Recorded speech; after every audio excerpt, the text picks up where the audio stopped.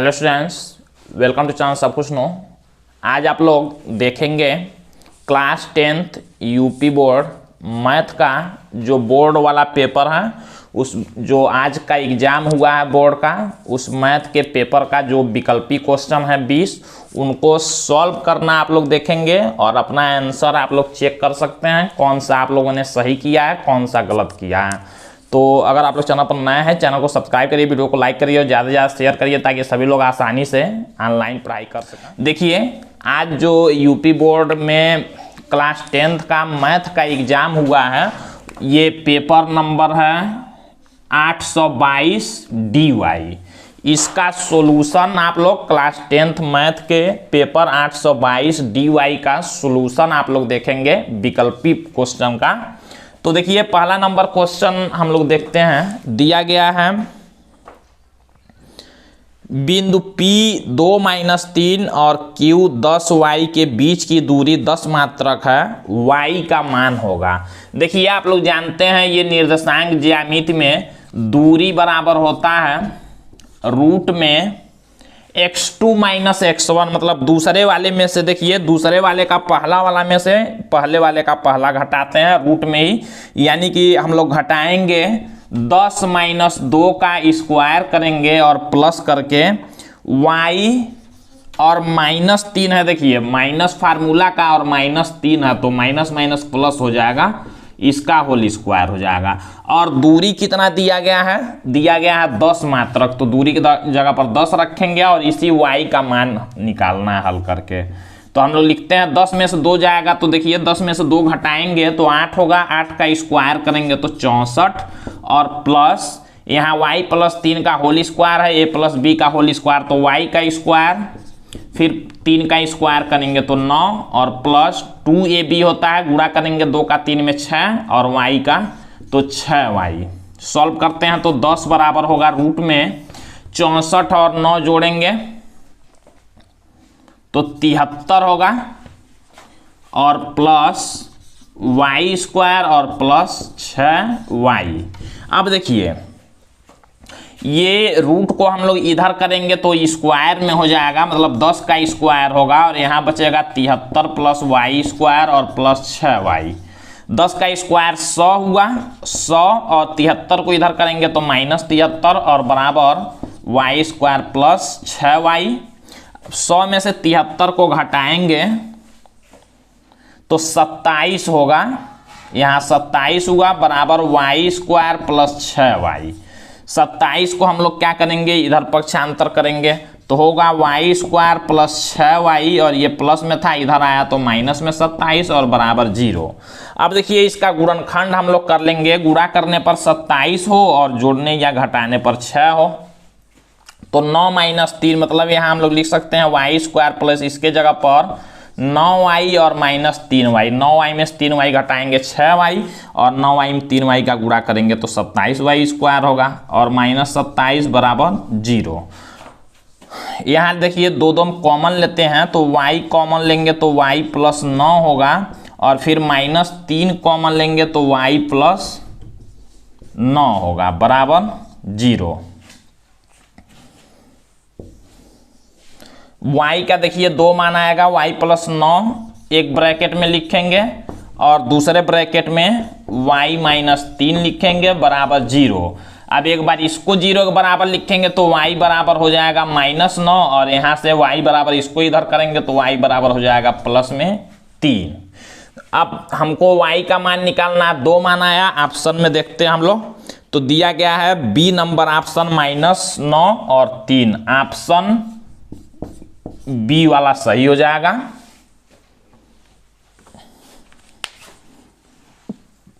तो देखिए, second question में दिया गया संख्या 129/125 के दशमलव प्रसार में अंकों की संख्या होगी। इसका दशमलव प्रसार मतलब 125 से 129 में अगर हम लोग भाग करते हैं तो कितना आएगा, दशमलव प्रसार बताना है। इस संख्या को आप लोग ऐसे हल कर सकते हैं, इसको लिख सकते हैं आप लोग 5 का क्यूब। अब देखिए 5 का क्यूब मतलब हमको इसको बनाना होता है 10, तो 2 का क्यूब, 2 और 5 का गुणा 10 होता है, 2 का क्यूब करेंगे नीचे गुणा तो 2 का क्यूब ऊपर भी करते हैं गुणा। और देखिए जब 2 का क्यूब ऊपर होगा मतलब ये 2 दूना 4 दूना 8 हो जाएगा। 8 का गुणा जब 129 में आप लोग करेंगे तो 1032 और बट्टा यहाँ 10 हो जाएगा। 10 पर 3 का मतलब 1000। अब इससे आप लोग इसमें जब भाग करेंगे तो 1.032 आएगा। कहा है कि दशमलव प्रसार में अंकों की संख्या, दशमलव प्रसार में कितने अंक हो रहे हैं, तो देखिए 3 अंक हैं दशमलव प्रसार में। तो आप लोग ऑप्शन नंबर सी को सही कर लेंगे। अब देखिए क्वेश्चन नंबर 3 को, इसमें दिया गया 26 यदि 26 156 का लौसा 156 है तो मौसा का मान होगा। आप लोग जानते हैं एक संख्या गुणे दूसरी संख्या बराबर होता है मौसा गुणे लौसा। तो एक संख्या देखिए दिया गया है 26 गुणा में दूसरा संख्या 156 बराबर मौसा निकालना है, गुणा में लौसा दिया गया 156। ये गुणा में इधर करेंगे भाग में होगा मतलब इससे ये कैंसिल होगा। मौसा हमारा आ गया कितना 26। तो ऑप्शन नंबर आप लोग देख सकते हैं बी वाला सही है 26। अब हम लोग क्वेश्चन नंबर 4 को देखते हैं। तो देखिए क्वेश्चन नंबर 4 में दिया गया वह बड़ी से बड़ी संख्या जिससे 245 और 1037 को विभाजित करने पर प्रत्येक दशा में शेषफल 5 प्राप्त होता है। एक बात आप लोग याद रखेंगे जो हमने कल बताया था, जो मॉडल पेपर हमने बताया था उसमें से और ये जो एग्जाम में पूछा गया क्वेश्चन जो पेपर आया हुआ है इसमें काफी ज्यादा क्वेश्चन मिलते जुलते हैं। इस तरह का क्वेश्चन हमने कल बताया था। अगर मॉडल पेपर आप लोगों ने ध्यान से देखा होता तो ये विकल्पी क्वेश्चन आप लोग आसानी से कर सकते थे। तो दिया ऐसे भी क्वेश्चन हमने कल बताया था। 245 कह रहा क्वेश्चन में वह बड़ी से बड़ी संख्या जिससे 245, देखिए 245 और 1037 को विभाजित करने पर प्रत्येक दशा में शेषफल 5 प्राप्त। तो हमने कल क्वेश्चन ऐसा बताया था जब शेषफल की बात करेगा और बड़ी से बड़ी संख्या पूछेगा तो पहले तो शेषफल को घटा देंगे, दोनों में से 5 ही घटाना है। शेषफल 5 बच्चे बोला है तो घटाएंगे तो देखिए यहाँ 240 होगा और यहाँ घटाएंगे तो 1032 होगा। अब जब बड़ी से बड़ी संख्या पूछेगा तो हमने आप लोगों को बताया था दोनों का HCF ले लेंगे। HCF महत्तम समापवर्तन। 240 का गुणनखंड जब आप लोग करेंगे 2 से भाग करेंगे इसको 120 बार में कैंसिल होगा, 2 से 60 बार में होगा, 2 से 30 बार में होगा और फिर 2 से 15 बार में होगा और 3 से 5 बार में होगा और 5 से 1 बार में। यानी कि 240 का जब हम लोग गुणनखंड करेंगे तो कितना आया 2 आया 4 बार, 2 आया 4 बार और गुणा में 3 और गुणा में 5 आया। फिर जब 1032 का हम लोग गुणनखंड करेंगे 1032 का हम लोग गुणनखंड कर लेते हैं तो 2 से इसमें भाग करेंगे 516 बार में, फिर 2 से भाग करेंगे इसमें 258 बार में, फिर 2 से भाग करेंगे 129 बार में, फिर 3 से भाग करेंगे 43 बार में और फिर 43 से 1 बार में।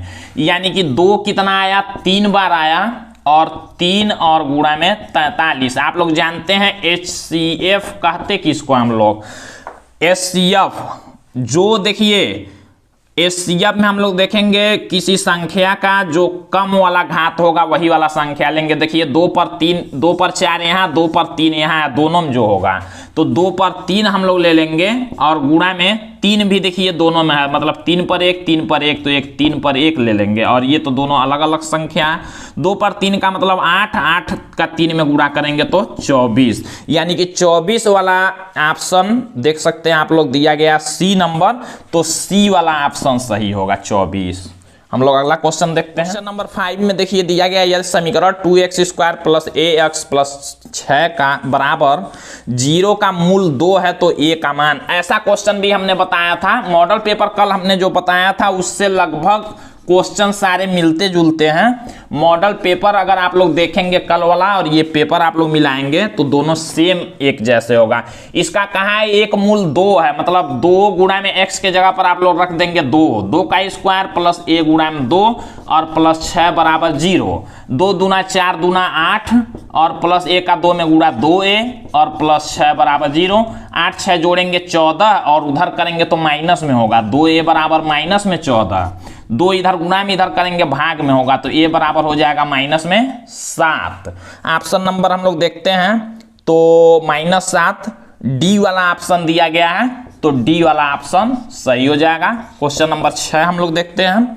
दिया गया 2 संख्याओं के योगफल और अंतर क्रमशः 8 और 2 हैं तो संख्याएं होंगी। इसको आप लोग क्वेश्चन को सॉल्व भी कर सकते हैं, ऐसे डायरेक्ट बता सकते हैं। देखिए 2 संख्याओं का योगफल कितना होना चाहिए 8 और अंतर होना चाहिए 2, तो आप लोग ऑप्शन नंबर बी डायरेक्ट कर सकते हैं। देखिए ऑप्शन नंबर बी में दिया है 5 और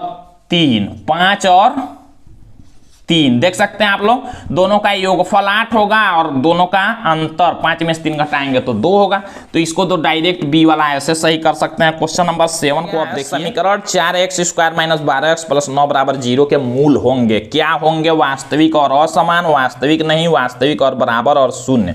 तो आप लोग क्या करेंगे, ये जो समीकरण दिया गया है यहाँ 4x² - 12x + 9 = 0, इसका आप लोग विविक्तकर निकालेंगे। विविक्तकर आप लोग जानते हैं d बराबर होता है b² - 4ac और b क्या होता है x का गुणांक, मतलब -12 का स्क्वायर -4 × a ये होता है x² का गुणांक और × c ये होता है।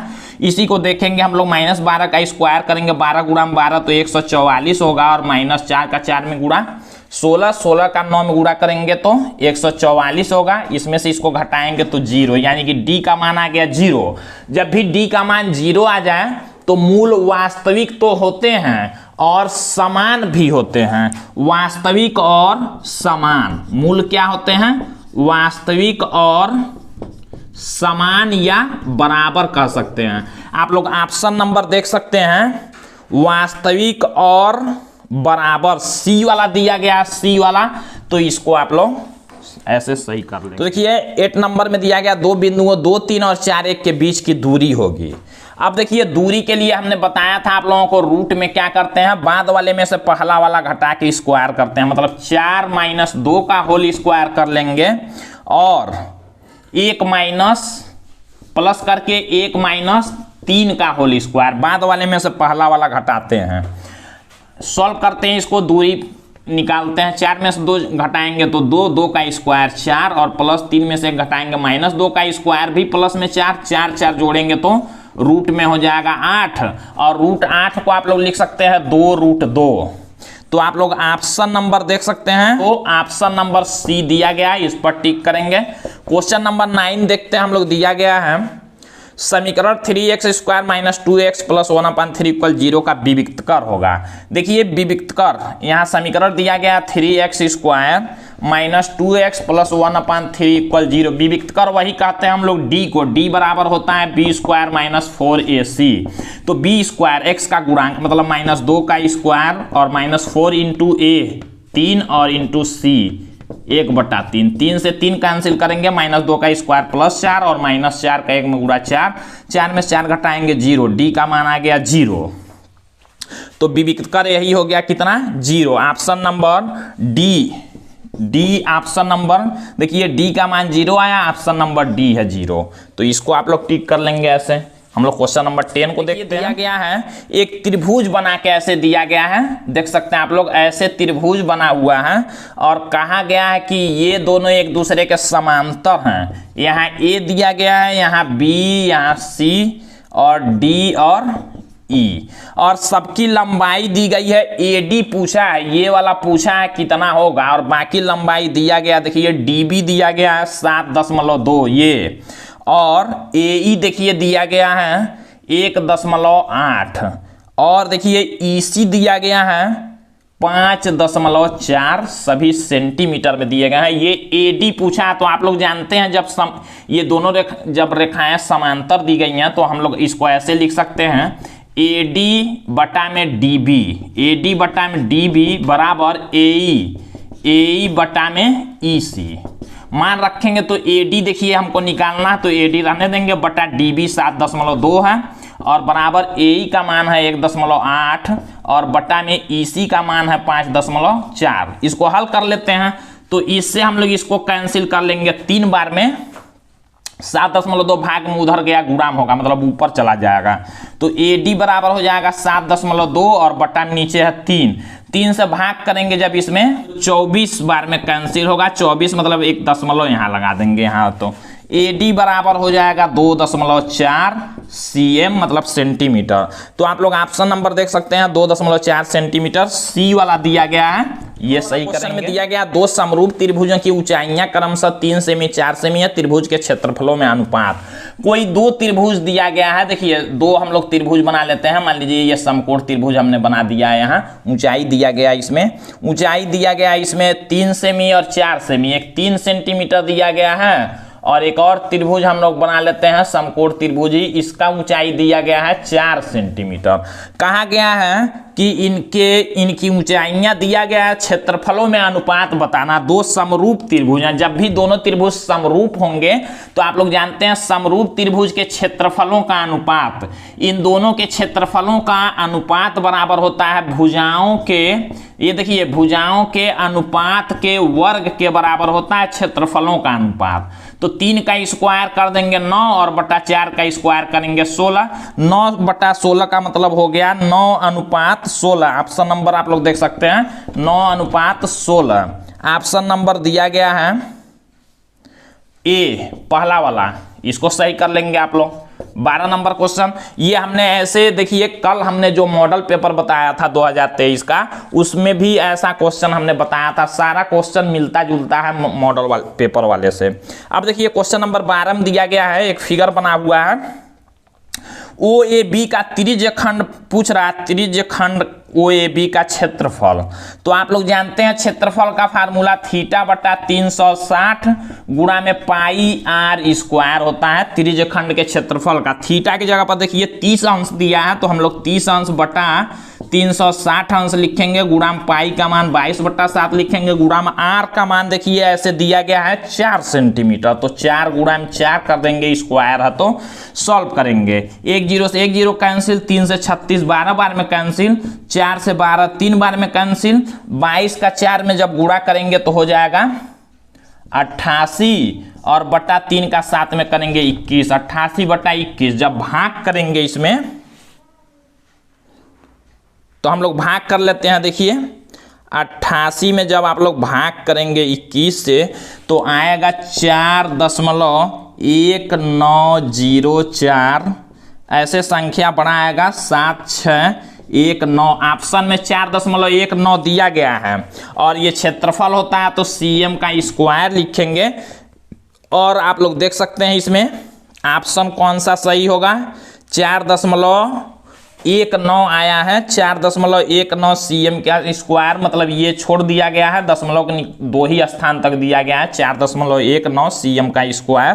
तो आप लोग देख सकते हैं बी वाला ऑप्शन, बी वाला ऑप्शन में ये दिया गया है, तो बी वाला सही कर लेना था। मतलब tan 45 का मान होता है 1, तो 2 गुणा में 1 का स्क्वायर होगा प्लस cos 30 अंश √3/2 होता है और इसका स्क्वायर कर लेंगे। और sin 60 का मान भी √3/2 होता है, इसका भी स्क्वायर सॉल्व करते हैं तो यहाँ 1 का स्क्वायर 1 ही, 2 में गुणा होगा तो 2 प्लस √3 का स्क्वायर 3 और बटा 2 का स्क्वायर 4 और माइनस √3 का स्क्वायर 3 ही और बटा 2 का स्क्वायर 4। ये प्लस में 3/4 माइनस में 3/4 कैंसिल, हमारा बचा 2, यही आंसर होगा।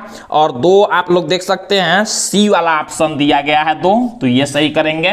क्वेश्चन नंबर 14 ये बताया था 2 को जोड़ने पर जब भी 90 होंगे, हमने कल इसको मॉडल पेपर में भी बताया था। देखिए 60 20 80 7 3 10 90, तो आप लोग समझ जाएंगे एक को बदलना है, किसी को बदल सकते हैं आप लोग, इसी को बदलेंगे। मान लीजिए काश स्क्वायर 90 माइनस कर लेंगे 23, 90 में से 23 घटाएंगे 67 होगा और माइनस साइन स्क्वायर 23, इसको रहने देंगे। कॉस 90 माइनस ए होता है, कॉस बदलता है साइन में, तो स्क्वायर है तो स्क्वायर रहने देंगे, साइन 23 हो जाएगा और माइनस यहाँ भी साइन स्क्वायर 23, ये प्लस में है ये माइनस में है, कैंसिल हो गया 0। आप लोग 14 नंबर में देख सकते हैं 0 दिया है, सी नंबर वाला ऑप्शन, तो सी वाला सही करेंगे। हम लोग क्वेश्चन नंबर 15 को देखते हैं। दिया त्रिभुज ABC में कोण C 90 अंश का है। ऐसे मान लीजिए कोई एक त्रिभुज दिया गया है, समकोण त्रिभुज, जिसमें कहा गया C कितना है 90 अंश का है, और कहा गया है ABC में A हो गया मान लीजिए, B हो गया, C हो गया। इसमें ये कहा गया है कि tan A बराबर 1/√3, इसमें क्या दिया गया है tan A, इसमें ये दिया गया है देखिए tan A बराबर 1/√3। ध्यान दीजिएगा tan A कहा गया है, A के सामने का क्या होगा, A के सामने का, ये देखिए tan में होता है लंब बटा आधार, tan में होता है लंब बटा आधार, तो A से कहा गया तो उसके सामने का लंब होगा, हमने बताया था, मतलब एक ये होगा, और आधार देखिए √3, ये आधार हो जाएगा √3। 1 और √3 दिया तो पहले हम लोग ये निकालेंगे और फिर मान हम लोगों को निकालना है। ये निकालने का मतलब देखिए AB का स्क्वायर बराबर 1 का स्क्वायर और प्लस √3 का स्क्वायर करेंगे, तो AB स्क्वायर बराबर 1 का स्क्वायर 1 प्लस √3 का स्क्वायर 3, तो AB स्क्वायर बराबर 3 1 जोड़ेंगे 4, 2 का स्क्वायर कैंसिल होगा, AB बराबर हम लोग डायरेक्ट लिखते हैं यहाँ 2, AB ये कितना आ गया 2 आ गया। अब देखिए हमको मान किसका निकालना है, साइन A cos B, मान हम लोगों को किसका निकालना है, sine A into cos B और plus cos A into sine B का। तो देखिए साइन A, साइन होता है लंब बटा कर्ण, लंब बटा कर्ण, तो A से देखेंगे A के सामने का ये लंब होगा और बटा कर्ण तो यही होगा हमेशा 2, और गुणा में कॉस B, देखिए कॉस होता है आधार बटा कर्ण, B से देखेंगे तो ये लंब और ये आधार होगा, मतलब आधार और बटा कर्ण, फिर प्लस कॉस A से देखेंगे कॉस होता है आधार बटा कर्ण, तो इसके सामने का तो ये लंब होगा, ये होगा आधार और बटा कर्ण होगा ये, और साइन B के सामने का लंब ये हुआ आधार, साइन में लंब बटा कर्ण होता है, तो देखिए इसके सामने का ये लंब हुआ और बटा कर्ण। सॉल्व करेंगे तो 1/4 और प्लस √3 तो 3 ही होगा, और बटा 2 दूना 4, और हल करेंगे तो 1 और 3 4, यहाँ एलसीएम लेंगे तो 4 होगा बटा 4, और भाग करेंगे तो 1 आएगा। एक आप लोग देख सकते हैं ऑप्शन नंबर C। हम लोग क्वेश्चन नंबर 16 क्या है, माध्य। तो माध्य निकालने के लिए आप लोग जानते हैं ये वर्ग अंतराल, इसको कहते हैं वर्ग अंतराल, और इसको कहा जाता है बारंबारता FI। हम लोग निकालते हैं यहाँ XI और दोनों का गुणा करते हैं। देखिए XI निकालने के लिए दोनों जोड़ के 2 से भाग करेंगे, 0 में 10 जोड़ेंगे तो 10, और 2 से भाग करेंगे तो 5, 20 10 30, 30 में 2 से भाग करेंगे तो 15, 30 20 50 का आधा 25, 70 का आधा 35, और 90 का आधा 45। ये हम लोगों ने निकाल लिया। अब हम लोग निकालते हैं FI और इंटू XI, दोनों का गुणा, यहाँ होगा 15, यहाँ 90, यहाँ 200, 175 और यहाँ 135। अब देखिए हम लोग इसको जोड़ते हैं और इसको होता है माध्य बराबर सिग्मा FI XI अपान में सिग्मा FI, ये फार्मूला सिग्मा FI XI, मतलब इसको जोड़ेंगे तो देखिए 5 हासिल आया 1 और 3 4 और 7 11 और 9 20 और 1 21, 1 हासिल 2 1 3 और 1 4 और 2 615 बटा में सिग्मा FI, इसको जोड़ लेंगे। 6 3 9 8 17 3 20 5 25। अब 615 में 25 से भाग करेंगे, जो आएगा वही माध्य हो जाएगा। तो 615 में हम लोग 25 से भाग करके देखते हैं, 24.6 आया है। बी वाला ऑप्शन में दिया गया है, तो इसको हम लोग सही करेंगे। अब क्वेश्चन नंबर 17 को देखिए। 17 वाला क्वेश्चन में दिया है यदि एक वृत्त का परिमाप एक वर्ग के परिमाप के बराबर है। सेम यही क्वेश्चन हमने कल मॉडल पेपर में बताया भी था। एक वृत्त का परिमाप एक वर्ग के वृत्त का परिमाप होता है, देखिए 2πr बराबर है किसके, वर्ग के परिमाप के। वर्ग का परिमाप होता है 4a। दोनों बराबर है, सॉल्व करेंगे 2 से 4 2 बार में कट जाएगा। हम लोग ऐसे ही इसको लिख सकते हैं 2 गुणा में पाई का मान 22/7 गुणा में r बराबर 4a। इसको पक्षांतर हम लोग कर लेंगे, a वाला इधर कर लेते हैं, तो r अपान में a होगा और ये 4 गुणा में 7 और बटा में 2 गुणा में 22। देखिए 2 से 4 2 बार में और 2 से 22 11 बार में, मतलब r बटा a का मान आ गया 7/11। हमने कल बताया था यही क्वेश्चन। तो उनके क्षेत्रफलों का अनुपात, दोनों के क्षेत्रफल, वृत्त का क्षेत्रफल होता है πr² और बटा अनुपात बताना दोनों का, और वर्ग के क्षेत्रफल का होता है a²। दोनों के क्षेत्रफलों का अनुपात बताना। तो देखिए r बटा a का मान कितना दिया गया है 7/11 और पाई का मान हम लोग लिख सकते हैं 22/7 और r बटा a का मान 7/11। तो 7/11 का स्क्वायर है दोनों पर, तो 7/11 2 बार लिखेंगे।